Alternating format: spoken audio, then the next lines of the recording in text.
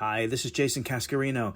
Welcome to the third season of the Lessons in Adolescence podcast, a production of the Remaking Middle School Initiative.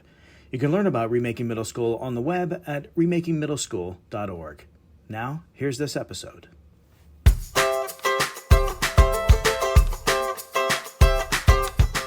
Hello and welcome to the Lessons in Adolescence podcast, where we explore the many facets that impact young adolescents in the middle school years, from the adverse to the awkward to the awesome. I'm your host, Jason Cascarino. Today, we have part one of my conversation with Alex Usher and Alex Seeskin from the University of Chicago. Alex Usher is Associate Director for Data Research at the University of Chicago's To&Through Project and Senior Research Analyst for the UChicago Consortium on School Research. Alex Seeskin is Director of the To&Through Project, which is housed at the UChicago Urban Education Institute. UChicago's Consortium on School Research and the To&Through Project have been at the forefront of research into data that can determine whether students in elementary, middle, and high school are on track for on-time graduation and successfully transitioning into post-secondary options. We like to say on track is not determinative. Something that high schools, and in this case, elementary schools, can change. It's something that's malleable.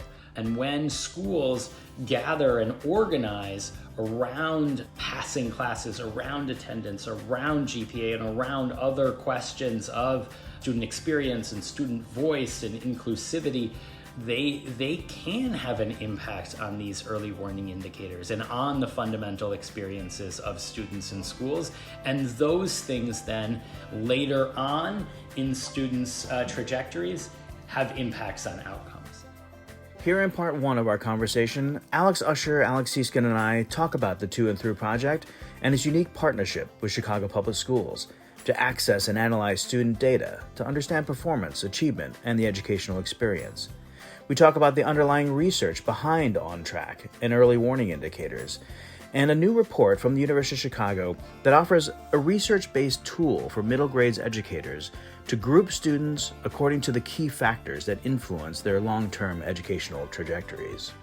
Then in part two of our conversation, we will talk more about the new report, about the power of on-track indicators to show real-time trajectories of students, about the most critical thresholds in student grades and attendance that drive those trajectories, and about how educators can use these data to influence big-picture, school-wide educational issues, as well as interventions for individual students or specific groups of students. We will also address some new research interests for the middle grades on the horizon.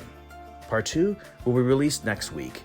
Now, here's part one of my conversation with Alex Usher and Alex Seeskin. Alex Usher, Alex Seeskin, it's fun to have you both here. Thanks for joining me. Thanks for having us, Jason. Excited to be here. Yeah. Well, I'm a big fan, as you know, of the work of the To&Through Project at the University of Chicago. In my consulting work, I use your data tools very frequently. In fact, just last week, I was capturing some post-secondary enrollment, persistence, and completion data for a handful of Chicago high schools. It's just a really terrific resource, and I'm eager to talk about that and dive deep into the related middle school works. But before we do, let's learn a little bit about the two of you.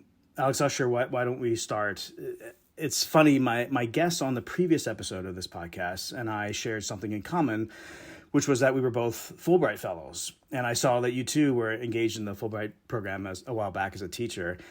And the other thing you and I have in common is that we both started out in international affairs and made the jump to education. So do you want to share some of your story on how you got to do what you're doing now?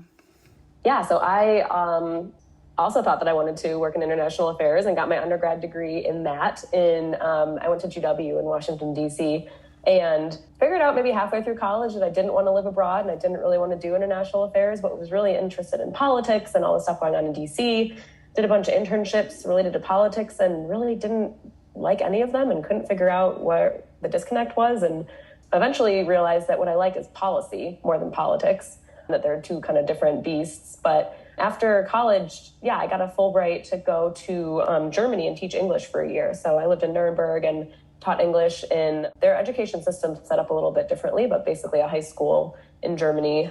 And that was just a really cool experience. for a lot of reasons, but the students are so interested in America and how things work here. And they had a million questions about how our school system works and how, why things are the way they are. And it made me really reflect on some of those questions and realize that I was really interested in education policy. So when I moved back to DC, I got my first job at a small nonpartisan nonprofit research group that was looking at sort of how federal education legislation plays out in the different states, the state level, and really liked that. It was a great intro to the field, but wanted to be back in Chicago, wanted to get my graduate degree so I could keep advancing in my career. So I came back and went to University of Chicago for public policy. And that's where I really got into the data side of things. If you know anything about USC, they love their quantitative data and their numbers and their formulas and algorithms. So that was sort of my intro to the data and research world in terms of education. And after that, the big question was kind of, well, you're in Chicago and you're interested in education. Do you work for CPS? And I got advice that I agreed with, which was if you want to understand, how things work in Chicago in education, you need to understand CPS. So I went and worked at the district at central office, doing basically data analysis in the attendance office for a couple years, and then eventually worked for one of the networks and helped about 30 schools across the city use data strategically, understand data and research, and try to help everybody at the school level both improve their practice, but just make their practice easier. There's way too much on people's plates, the practitioners at schools. And so if we can use data to make their days a little bit easier, that was sort of my mission. And then after that, I came to To&Through, and I was really drawn to the sort of one foot in the research world, one foot in the practice and data tools world that we're able to straddle at To&Through. And that's what I really love about my current role. Alex Seeskin, it looks like you started out as a teacher for a time. You made the move to Urban Education Institute at UChicago 8 or 9 years ago. What might you like to share about your journey from the classroom to making a difference in the way you are now? Yeah, so I was coming out of college. I knew I wanted to teach. I had tutored a bunch in college and just loved being around kids. I loved literature and writing and everything around that. It was my dream to be a high school English teacher, and to be able to do that when you're 23 is pretty neat, and it's a lot of responsibility, but also a lot of fun. And so I taught for 8 years, mostly in CPS, all in high school, and tried to do units with students that, as much as I could, were connected to their lives, culturally responsive, and project-based. And during the last few years of my teaching, I became involved with the Chicago Teachers Union and much more interested in policy, and was part of negotiations over the 2012 contract, in particular, the pieces around teacher evaluation. And just loved that and went back to graduate school. And coming out of graduate school, I did a fellowship here at the University of Chicago, and been here ever since, and have been leading the To&Through Project for the past 8 years. It's a great job because I get to work with a small, although growing team of amazing, incredible, brilliant people like Alex every day. Well, that's a good place to start. Maybe you can give us a bit of a primer on the To&Through Project, how it got started, what it is that you all do. Let's start there. Sure. So the To&Through Project has its roots in work that was happening in 2000, sort of the beginning of the 2010s, here at the Consortium and at the Network for College Success. Those are both well-established organizations here at the University of Chicago. UChicago Consortium does research on Chicago public schools, and the Network for College Success is a network of 17, 18 high schools that work really, really closely to improve educational outcomes. And they kind of together identified this need for almost like data infrastructure is maybe the best way to term it. Some way for themselves, but also like the city of Chicago, to have access to high quality, valid, reliable, timely data on where students were as they moved through these critical education milestones that the consortium had identified. And that led in 2014 to the creation of the To&Through Project and to the creation of what's always kind of been our flagship tool, which is our kind of publicly available, called our Milestones tool, which has data for every high school, every community area, and now every elementary school in Chicago. For example, for an elementary school, you can say, when students leave that elementary school, how many of them are on track during their freshman year? What high schools are they going to? How many of them are enrolling in college? And so it's that type of work, that type of data that's kind of been our bread and butter for a number of years.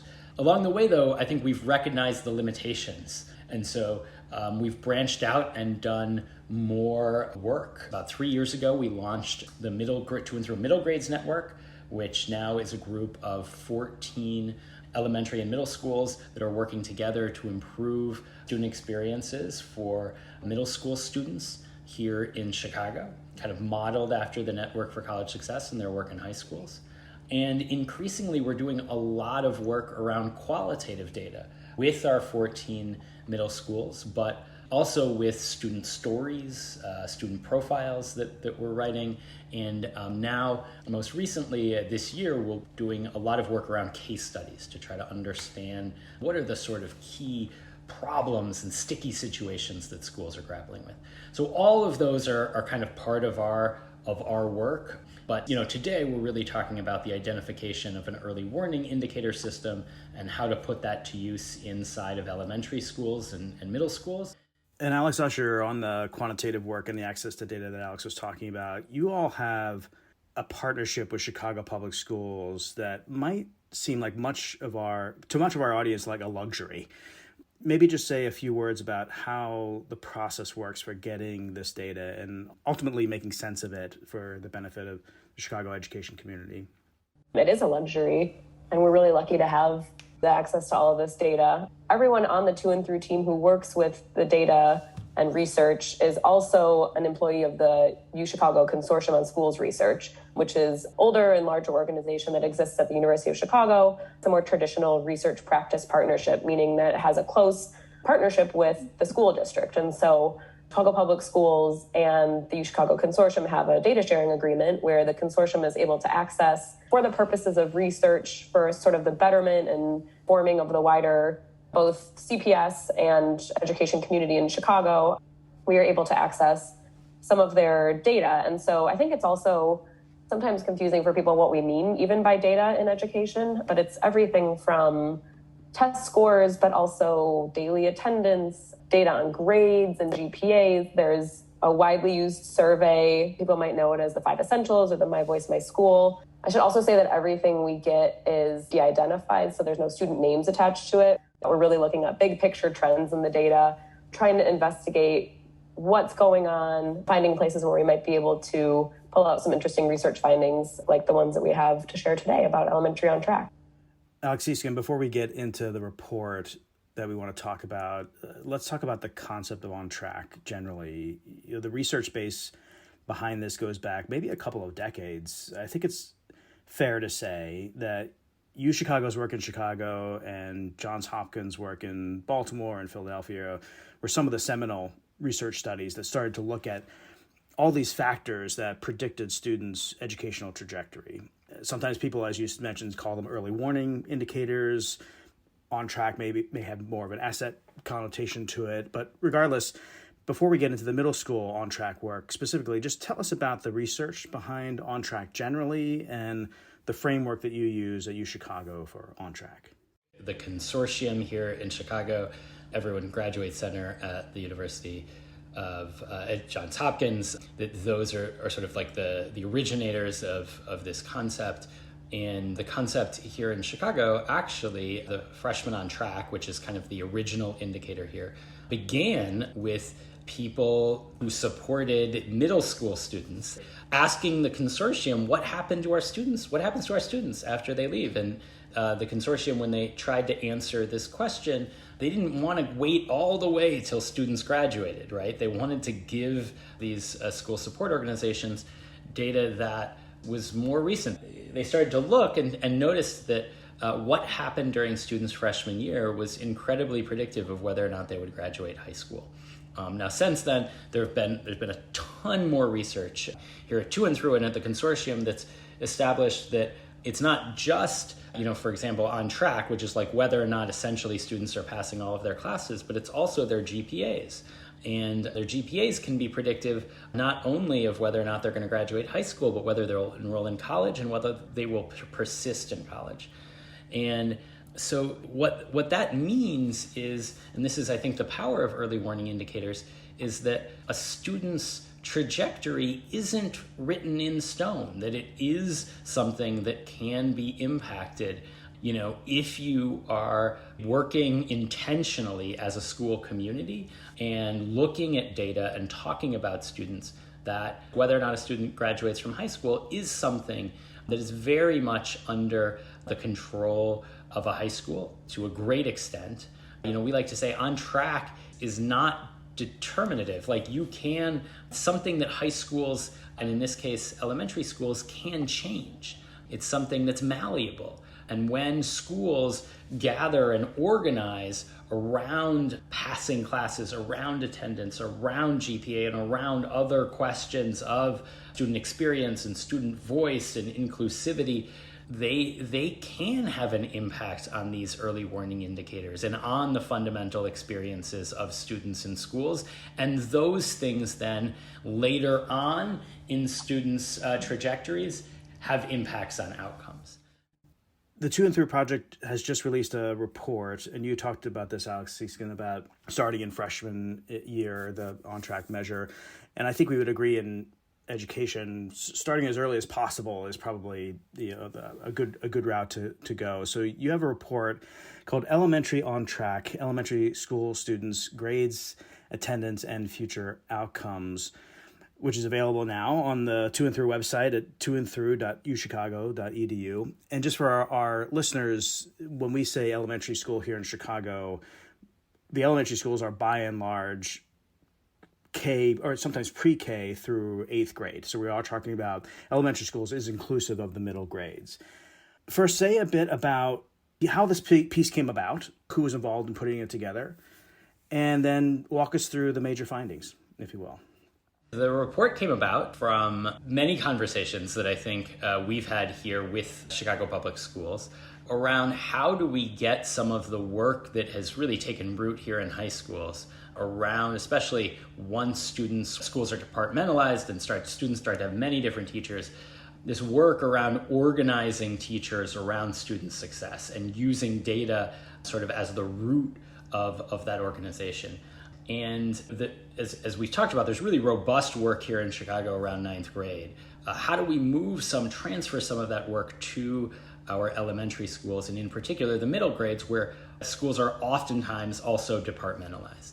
The consortium in 2014 put out a report that focused on middle grades. We drew a lot on that work.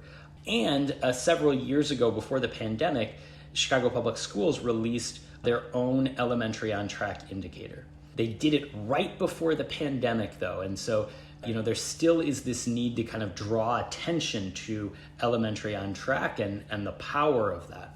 And so we wanted to do exactly that. We wanted to sort of shine a light on elementary on track and the work that kind of could be.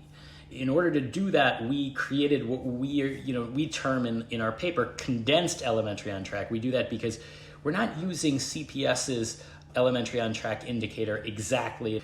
We wanted something that was really, really simple and straightforward and easy for people to conceptualize and remember. And so our indicator essentially has two lines. There's whether or not students have above a 3.0 GPA and whether or not they have above 90% attendance. And if a student has above 90% attendance and above a 3.0 GPA, they are on track in our system. If they have less than a 3.0 GPA, but are coming to school 90% of the time or more, we call that group of students academic support students, or the academic support category. And then on the flip side, if the students have a 3.0 GPA but aren't coming to school very frequently, this is a very small group of students. We call those students attendance support students. And the final group are students with less than 3.0 GPA and less than 90% attendance, and we call that group of students intensive support students. And so the results are these 4 different categories, and the idea behind these categories is it allows schools to really target interventions, to target strategies at different groups. And so your intensive support students are students who are going to, because they're not coming to school 90% of the time and they have less than a 3.0 GPA, they may need really intensive interventions. But then there's this group called academic support, which is a huge, people don't realize how big a group this is. Students who are coming to school a lot but have less than a 3.0 GPA. They may need changes in classroom instruction. They may need more, they may need a little bit of tutoring in a few particular subjects, or a change in their schedule or something. Goal of these 4 categories to help schools sort of understand, okay, where should we be sort of targeting different strategies here. That was Alex Usher and Alex Seeskin from the To&Through Project at the University of Chicago's Urban Education Institute. You can follow the work of To&Through online at toandthrough.uchicago.edu or on Facebook and Twitter at UCHI2Through. Remember, you can look out for part 2 of my conversation with Alex Usher and Alex Seeskin next week on the Lessons in Adolescence podcast, where we feature conversations with researchers, practitioners, program developers, and advocates for young adolescents in the middle school years. Recently, we recapped season 2 of the podcast in 2 recap episodes, which offered highlights from conversations in our last season. Those are available wherever you get your podcasts. Thanks for joining the Lessons in Adolescence podcast, a production of Remaking Middle School, an initiative that seeks to transform the learning and development experience for young adolescents in the middle school years. Remaking Middle School brings together good educational practice in school and out of school with the latest developmental science. You can learn about Remaking Middle School or find more resources about the topics of this podcast on the web at remakingmiddleschool.org. The Lessons in Adolescence podcast is produced by Abby Gillespie and me, Jason Cascarino. Editing by Paige Waterhouse. You can listen to or download each episode at the Remaking Middle School website, on Apple Podcasts, Google, Spotify, or wherever you find your podcasts. Thanks for listening.